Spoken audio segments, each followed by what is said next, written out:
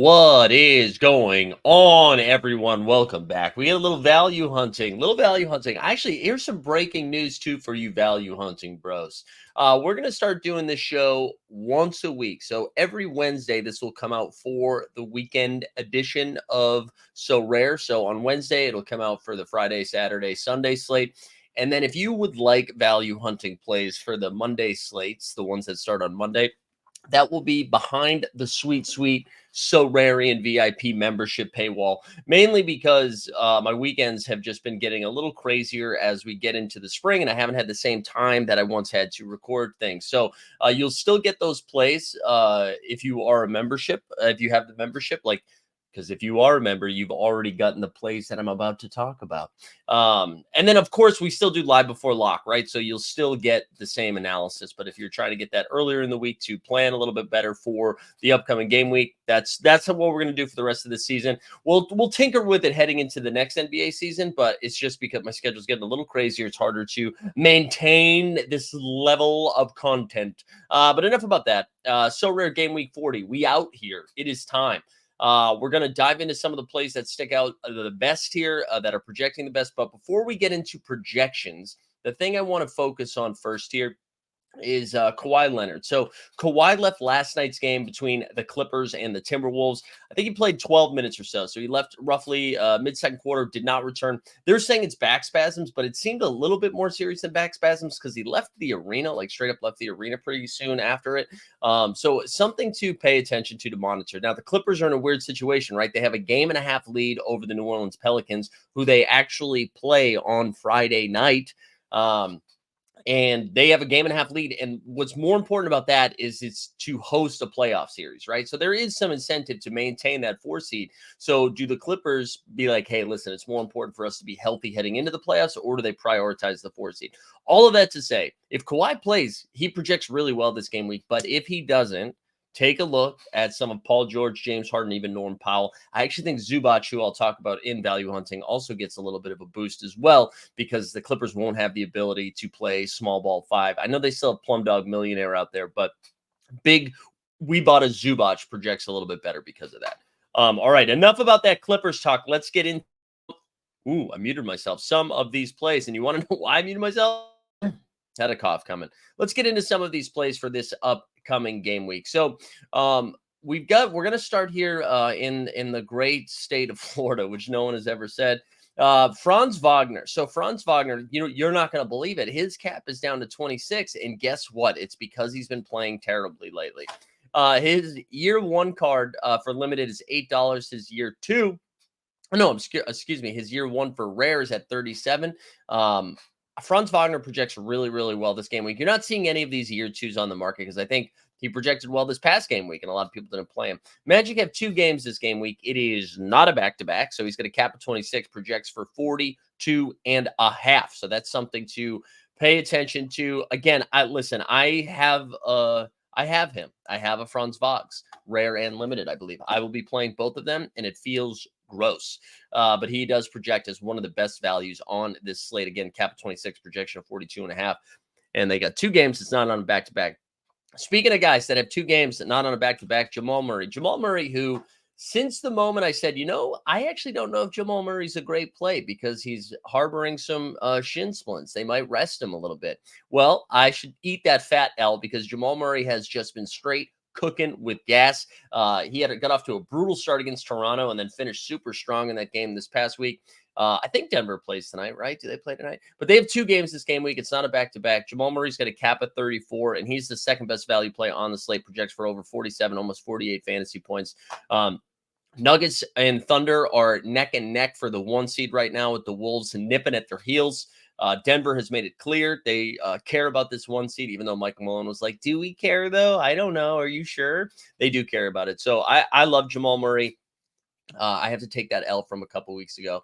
But yeah, so Jamal Murray, Franz Wagner, both great plays. Another solid play. And we're not seeing a lot of these guys who have like caps of 2 or any shit like that, right? It's going to be a lot of mid-tier plays this game week. But the Utah Jazz have now committed themselves to the future. So Jordan Clarkson and Colin Sexton are still going to play. So let me get that out there first. It's not like they're going to sit them but Utah has clearly focused their offense around their young guns. And you can see Keontae George's cap has risen all the way up to 28 now at this point. And you know what? He still projects for over 40 fantasy points this coming game week, 42 fantasy points to be exact. So Keontae George, and I know it's a rookie, so his price is a little inflated because you can use him in the rookie contest. What the hell just happened there? I thought I just clicked Keontae George. What just happened there? Did you guys see that? That was crazy. But anyways, Keontae George projects as a really strong play this game week. I wanted to look. What the fuck is going on? Every time I click Keontae, he goes away. Keontae, where you at, baby? I'm going to try this one more time before I lose my mind. What is going on? Sorare is down so bad. It's down so bad. Am I just not having enough coffee? Now the search feature's just straight up down. All right, let me try this again. I'm not editing any of this, by the way. I'm not editing any of it. Let's see. All right, now we click Keontae. Oh my God. Anyways, Keontae projects really well. He's a good play this game week. We're just going to keep moving. Micic, real quick on the Micic situation. So the Thunder. The Hornets still continue to be down a few dudes. Micic, I think, is a fine play. I would not go out of my way to get him into champion lineups. I think, obviously, as for the rookie contest, he's a great play. Contender, underdog, sure. He's got a cap of 20, projects for over 33 fantasy points. Trey Mann's missed the last couple of games. We've got to pay attention to what Trey Mann's out there doing. Because if Mann comes back, I think that limits a little bit of maybe his assist upside, but still is a great play with a cap of 20, projection at 33. You can see his price has been a little inflated, but again, that rookie contest has a little bit to do with that as well. All right, couple more for you. Kelly Olynyk has been straight balling last couple of weeks. Toronto is really thinned out. He looks great against Denver. His cap is 25. And you're like, dude, that's probably too much for Kelly. He projects for over 36.5 fantasy points. So you've got that going for you. So Kelly continues to be a great play. I wouldn't pay attention to the Chris Boucher news. I know it limits a little bit of his upside, but not too much because Boucher, they refuse to play Boucher more than like 25 minutes. Booker came back against Cleveland and looked awesome. I think he had like 27 and 7.